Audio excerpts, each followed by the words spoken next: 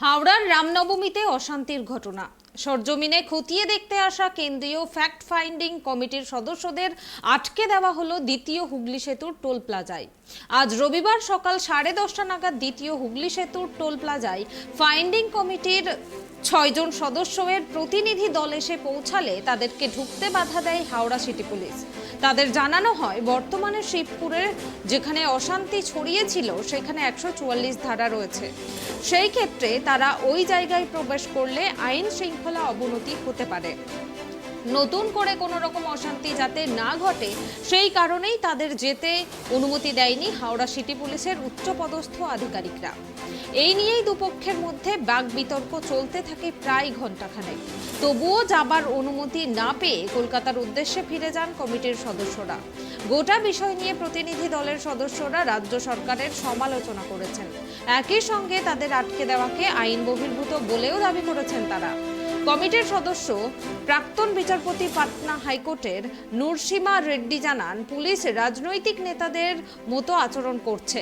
সবাই শিবপুরে যেতে পারলেও তাদের আটকানো হলো। বিষয়টি তারা কেন্দ্রীয় স্বরাষ্ট্র মন্ত্রকে জানাবেন বলেই জানিয়েছেন তারা।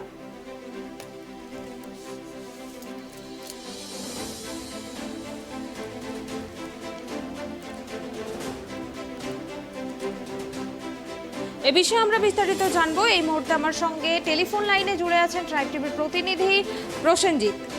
প্রসেনজিৎ, হাওড়ার রামনবমীতে অশান্তির ঘটনা খতিয়ে দেখতে কেন্দ্রীয় ফ্যাক্ট ফাইন্ডিং কমিটিকে আটকে দিয়েছে আজকে পুলিশ। কি জানা যাচ্ছে এ বিষয়ে? প্রথমে সেটা আমি বলে রাখবো যে ফ্যাক্ট ফাইটিং টিম যেহেতু কেন্দ্রের টিম, সেই কেন্দ্রের টিম আসার জন্য তারা রীতিমতন একটা নির্ধারিত সময় সাপেক্ষর উপরে আসছিল। যেহেতু সেই এলাকায় 144 লাগু করা আছে এবং সেখানে কোনো রকম কোনো রাজনৈতিক দল বা কোনো রাজনৈতিক ব্যক্তি বা কোনো এলাকার মানুষ সেখানে এখন প্রবেশ করানো দেওয়া হচ্ছে না প্রশাসনের পক্ষ থেকে, এবং প্রশাসনের একতরফা সেখানে ব্যারিকেড করা রয়েছে এবং সেই ব্যারিকেডের ঘেরাটপের মধ্যে ফ্যাক্ট ফাইটিং টিম তারা আসেন এবং তারা রীতিমতো সেখানে ঢোকার চেষ্টা করেন। তাদেরকে প্রথমত উলুবেড়িয়াতে বাগনানে আটকে দেওয়া হয়েছিল এবং তাদের প্রক্রিয়া ছিল কলকাতার উদ্দেশ্যে। তারপরে তারা নবান্নর কাছে এসে তারা ঢুকতে চেষ্টা করে শিবপুর এলাকায়, তখনই তাদেরকে আটকে দেওয়া হয় ফ্যাক্ট ফাইটিং টিমকে। এবং তাদের যে নির্দেশিকা, তারা দাবি করছিল যে যারা আহত হয়েছে বা যারা আক্রান্ত হয়েছে বা এলাকায় কি কি ঘটনা ঘটেছে তা পূর্ণাঙ্গ তদন্ত করে কেন্দ্রীয় কমিটির কাছে পাঠানো হবে। এবং সেই কমিটির তদন্ত অপেক্ষার জন্য তারা কিন্তু সেই উদ্যোগী হয়েছে এবং সেই জায়গায় পৌঁছাবার চেষ্টা করছিল। হ্যাঁ, পুলিশ কি বলছে প্রসেনজিৎ, এ নিয়ে পুলিশ কি জানিয়েছে যে কেন তাদেরকে যেতে দেওয়া হলো না?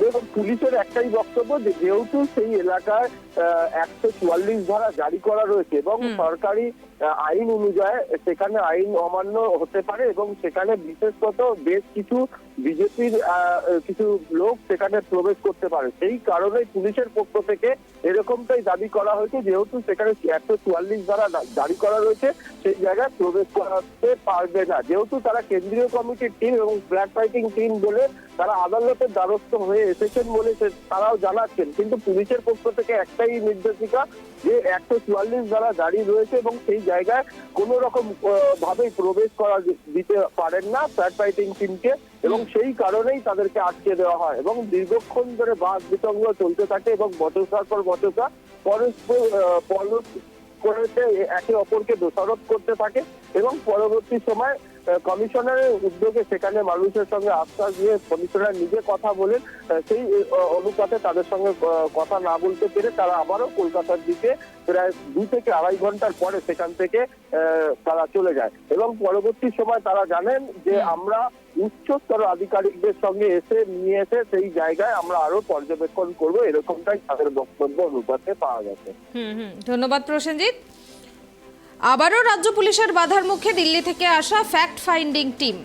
রিসরার পর এবার হাওড়ার শিবপুরে যেতে বাধা কেন্দ্রীয় তথ্য অনুসন্ধানকারী দলের সদস্যদের।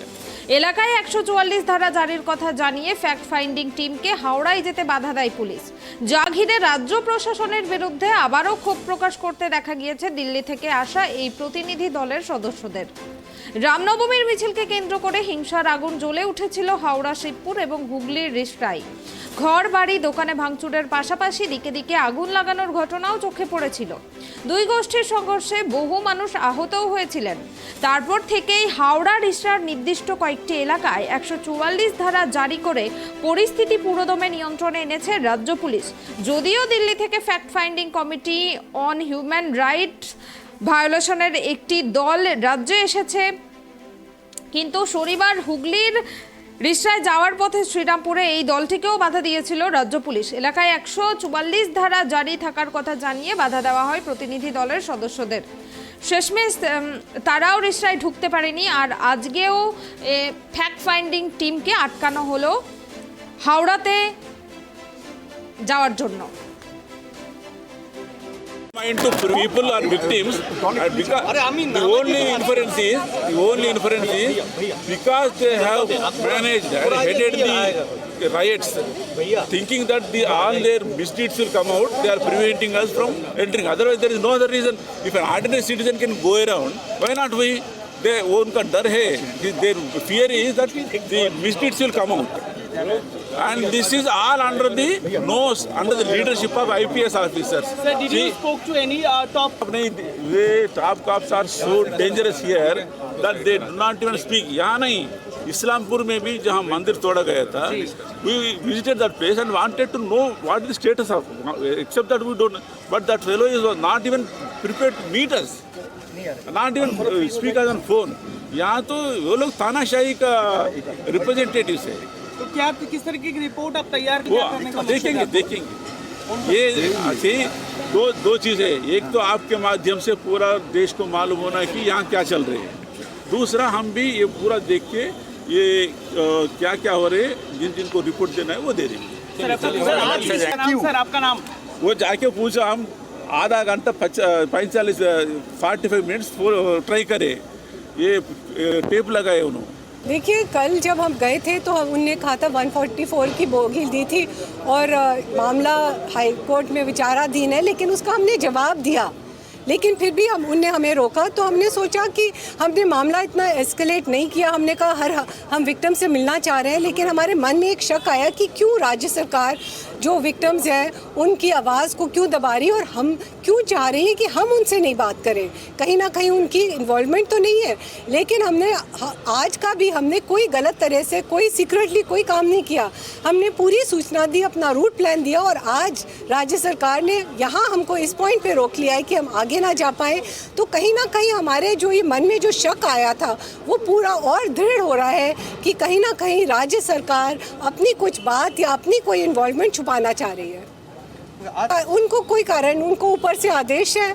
अब वो पुलिस वाले बेचारे क्या करें? अगर आदेश आया है कि ब्लॉक कर दे तो वो अपने कुछ ना कुछ बेबुनियाद जवाब दे रहे हैं जितना उनकी समर्थ है।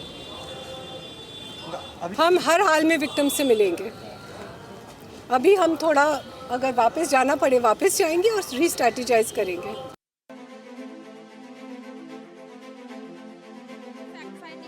সদস্যদের আটকালে প্রতিনিধি দলটির সদস্যদের সঙ্গে তাদের পুলিশের বচসা হয়। প্রতিনিধি দলের সদস্যরা জানিয়েছেন তারা শুধুমাত্র ওই এলাকার সাধারণ মানুষের সঙ্গে কথা বলতেই যেতে চান। পরিস্থিতি এখন কেমন রয়েছে সে ব্যাপারে খোঁজ খবর নিতে চান তারা। রাজ্য পুলিশের তাদের বাধা দেওয়ার ঘটনা অত্যন্ত দুর্ভাগ্যজনক বলেই মনে করেছেন তারা।